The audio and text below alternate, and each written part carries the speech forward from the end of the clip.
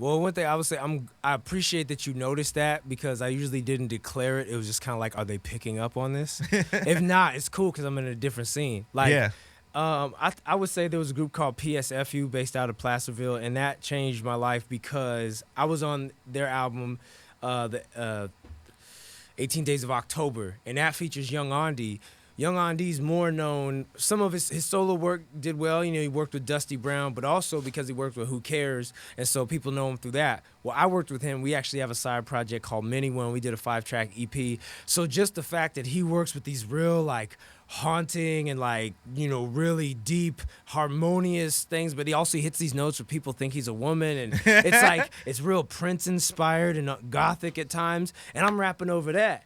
But then I would be working with my homegirl Butterscotch, who's amazing beatboxer, singer, guitar player, dope MC, which many people don't know just yet, but she would be on jazz gigs. And then I was down with Zug, and they're doing like rock and reggae. Right. And I'm out there at all these hippie fests. I mean, you know, we was up in there, you know, you see us out in the wilderness, man, you know. So we were doing different things. So, and then my own self, like, I was also doing spoken word all this time. So I think one thing you should do is to try to be is multifaceted. By that I just mean like you should try to, you know, like Too Short said, get in where you fit in, like, and realize you fit in more places than you think. So I was doing spoken word poetry, working with funk jam bands, working with jazz bands, working with MCs, doing presentations at schools, speaking about like any number of things from substance abuse to writing workshops, and always bringing it back to your music. And if your music reflects what you believe in, you're going to have this entire campaign that becomes somewhat effortless, and you build on your own momentum. So I would say that's why it's important to make sure that you're about what you're talking about. Right. Because eventually it's going to come home to roost. Like, so I'm about what I'm talking about, even if that shifts over the years. Whatever I'm telling you, that's what I really mean at that time. You're about to open up a can of worms right now. Oh, man, I felt it right when I said that, and I didn't mean that, man. So I didn't mean that. But we actually talked about this. I meant what I'm saying. I stand by it. Yeah. We talked about this before we went on for this interview. This is the elephant in the room. Oh, man. That I'm sure nobody thought was going to get talked about, but we're going to have to do this for real. Man. In the past month or so, an artist inside, I don't know if I'm going to declare the name. I don't think I should do that. Let's just roll with it. It's going to go as far as you can without saying the name, so that's going to be your challenge for the rest of this. Yeah, that's an interesting challenge. I like that one. All right, so an artist who shall not be named. If you know, you know. Was exposed for stealing rhymes. Yeah. And we're talking verses on top of verses on top of verses. Yeah. Verse on verse on verse. On verse on verse. Yeah, right. And the article first, well, it came out by people just posting it and on Facebook, and just videos were coming up about this guy stealing bars from Sacramento, and it's starting all of this. All of a sudden, Sacramento News and Review does a little blog post about it. Right. Then it got real. 1 week later, it hits Complex and goes national. Oh. All right. Damn, Sacramento. What is your take on the situation of this artist from Sacramento stealing bars, getting all kinds of recognition nationwide now over this situation? Where does this leave you in the situation? Okay, well, let's deal with it. Where does it leave me? Don't do a damn thing for me, but open up the lane. Right. I've been me the whole time. So all it does is, like, for me, in terms of how does it affect my career, not at all, because if anything, where my success has been is I didn't get in the controversy. Now, I'm not going to evade this, but I'm going to just tell you I'm still going to deal with this. I just did 2 universities this week in a high school. Last week I did an elementary school and a bar, 2 bars. I did band shows, spoken word, DJ shows. My grind is not limited to one thing. If you just come in with one approach and then, you know what I'm saying? Like, it doesn't stop me. Like, right. I love Sacramento, and I'm glad to see that there's a strong infrastructure here with the scene. But even if Sacramento stopped doing music today, like, I would be okay. I wouldn't be okay in Sacramento because, you know, you need the local scene to keep moving. Yeah. But at the same time, like, it doesn't, one person's downfall does not hurt me. Right. You know what I'm saying? Or one crew's downfall. They don't do a damn thing to me. Right. even if it was my crew. Because if we're going to take it back to Neighborhood Watch, I was actually the most reluctant person to be in that group. C Plus and Dalek had to actually convince me. And because I was like, I'm already me. Like, I don't need you. Like, I don't need you guys. Yeah. And Dalek was bigger than me. So I'm not worried about it affecting me. But I will say this. That put a horrible mark on Sacramento history, and it's extremely unfortunate that is the one thing we get that much attention about. Right. And if anything, as an artist who has always written my own rhymes, always said what I believed in, you're disgracing the art. And it's not just about hip-hop. Plagiarism is unacceptable, period. Right. And I think one of the things that came out of it, too, was there's a lot of people, including myself, who wanted to be less of a devil's advocate, more of a let's clear this up. Mm-hmm. But when it all came down to it, it was like people started rekindling some of the ideas that caused it to be an issue, which were this was an artist who was constantly talking bad about other artists in the city, was very critical of the way other artists performed, and also claimed to be basically a hip-hop purist. Right. And then made it on to Team Backpack.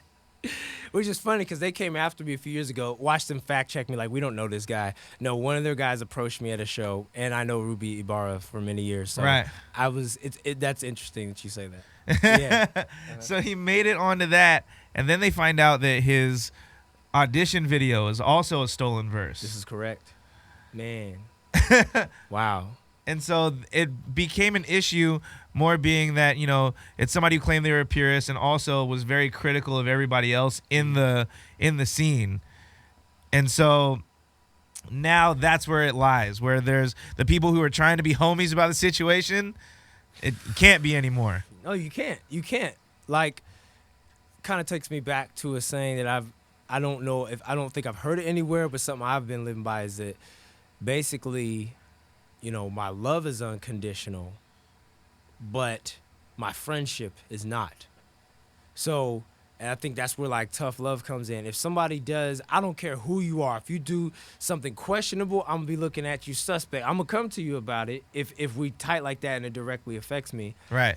But if you do something that is verifiable and it's like, yep, it's verified and, like, you know, peace be with you, but I can't associate with that. Like, hashtag bye Felicia. You know what I'm saying? And I would hope, and I only say this because I hold myself to that standard. Right. I have literally cried writing my own songs. I have literally written songs to break myself out of depression. I've literally written songs because I wanted to just, I mean, this shit is real. People die over this. Right. I've literally vented my aggression that I wanted to do bodily harm to someone. Instead, I learned how to put into a performance or a song, get paid off of it, and help someone else through catharsis. So I don't, as an artist, I have no respect for anybody that does anything like that. Kendrick touched on it multiple times on the album. Of course, everybody's, you know, favorite line, one of the favorite lines from King Kunta. I mean, you know, I could dig rapping. You know, if you know the line, you know, things like that. It's a shame, but it shouldn't be dwelt on too long. And I think that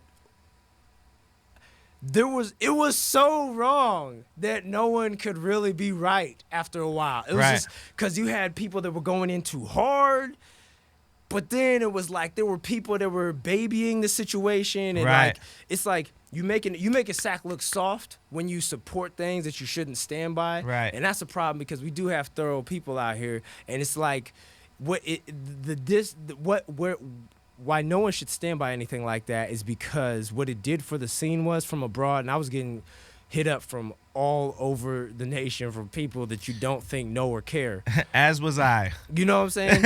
And so, I'm gonna protect their identities, but I'm just saying, I feel that it made because he did win the award. And so when you do those sort of things, it's like it makes it look like Sack doesn't know what's up. You know what I'm saying? Because it's like if you were revering that, and it is kind of heartbreaking as a fan of music. It's like everybody wanted to champion. I could see it, like everybody wanted to like respect the underdog. But also I would say, look, y'all, I've been releasing my own music for 10 years. Right. I go all over the world. So y'all gave all this information, y'all gave all this attention to someone who basically disgraced the entire game. But I'm repping y'all. I'm in Taiwan screaming out Sacramento and Davis and Roseville that y'all ain't got nothing to say about me. You know what I'm saying? I'm in Vegas repping Sacktown hard, and this is what makes, like, I was pissed off on that level. Yeah. I did a corporate event at the Brooklyn Bowl in Las Vegas. That's where, like, Alabama Shakes was playing and all this stuff. I'm playing on those stages, and I'm still repping Sac, letting people know what time it is, but people don't know I'm doing that. Right. You know what I'm saying? Right. It's like it's not about me, and you have to acknowledge when things are going wrong. But I'm saying there are people, and I'm not the only person. There's people that done bigger things than me from here. But I'm just saying there's people actually repping y'all well. So it's one thing to, like, acknowledge and get rid of anything that's bringing down the situation, cut the dead weight, but put your energy behind people that literally put their lives on the line to make this place respectable. Yeah. And that's where I was a bit disappointed, even in people that was hating. Yeah. Rightfully so. I was like, all right, cool, but what now? Right. You know? And I like hearing the passion in your voice right now, because the whole idea behind this is you are who you are, and you've been putting on for a long time. So let's move on to that, because that, I think that is a very important piece of this, is what is coming from Rasar that we need to be looking out for, that you've been pouring your soul into now. Yes, indeed. So what is coming? Wow. All right, so I got a few different projects. And once again, keeping my hand in multiple pots. One thing I'm very excited about is that I'm based out of Las Vegas now, and I got a band. It's a group of jazz cats, and we're kind of basically like the hip hop Rat Pack. And it's something different I've never done. We're called The Leak, Lique, and I'm really excited about that. Like, we do originals, we do covers, but y'all know when I'm covering a song. I tell you, it'll be obvious. You know what I'm saying? You know what I'm saying? Let's bring that full circle real quick. Ain't no doubt when I'm doing a Warren G verse, like, you know it, you know. But like, The Leak is where it's at. You know. We just did a show with Jameson, and for the people who don't know who that is, he's featured on several songs from Kendrick's album Good Kid, Mad City, specifically, like, you know, Sing About Me and some other songs like that. So we just did a show with him, and things are really starting to go there. So The Leak. I also got this duo I got this EP with this cat named Cameron Calloway, dude based out of Las Vegas. Amazing singer. If you like Alan Stone and Al Green, you're gonna dig this cat. Wow. Yeah, like that. So, okay. You know what I mean? So those are two things. Also, Butterscotch, her album's just about done. I can't really speak, but she's got some nice features on there, and I'm on there. So when her album comes out, that's gonna rock. But also, an album I've been working on for several years, which is very close to completion, is Mellow 9 is the group project. It's myself and Styles 1001, and there's a lot of that's. It's what's gonna separate that album is that, like, it's gonna make more sense now that To Pimp a Butterfly came out. Okay. It's like an unabashedly black album, which I've never done. Okay. It's just like, yes, like, this is. I'm not trying to explain the full black experience, but I'm like, kind of like, you're talking about the elephant in the room. I'm actually dealing with what it means, and also acknowledging that, you know, like, we got Black History Month, and some people say, I don't, like Morgan Freeman said, there shouldn't be Black History Month, or there's not other history months, you know, for other people per se. But what I feel is, like, Black history is world history, and it's not something separate. We're all over. You go to the Philippines, you're going to find people darker than me. Real talk. You go all over this world. You go to India, there's hundreds of millions of black people. So people think black people were only in Africa and then brought over here as slaves. But no, we're everywhere. Mm-hmm. Like, the Aborigines of Australia, you go anywhere, you're going to find people at least as dark as me when you go back. And sometimes they're kind of left off, and they're usually being killed off or something. But that's what the album's about. But it's not just about complaining. It's about, like, uplifting and acknowledging. And a lot of my songs in the past about love, when I did do love songs about failed relationships, well, we already got enough of this Tyler Perry nonsense going on about, like, you know, my man and this and all this stuff. Like, so the one love song, you know, it's always some dysfunctional nonsense. Right. Instead of some fake grandmammy sitting up there, you know, trying to, like, tell you how to get it together, children, it's like, just realness, and it's like real history, and it's stuff I want people to fact check me on. I'm dropping book names. I want my audience to be as educated as me or more. Whether or not they know what I'm talking about before, I want them to be up on things. And the one song I do have on there about love is about positive, realistic relationships where you reveal yourself. It's not some fake stuff like I'm gonna save you, but on some real stuff like I've been through things, and that I wasn't the most admirable person. I'm sure you've been through your things, but if we're gonna be adults about this, we need to grow. And so this album is more so, I'm very excited. It's called Divine Science. It is a scientific approach, not complaining about all the stuff that's wrong, just addressing what we want to do, because you can only complain for so long if you don't have a vision of what you need to be doing now.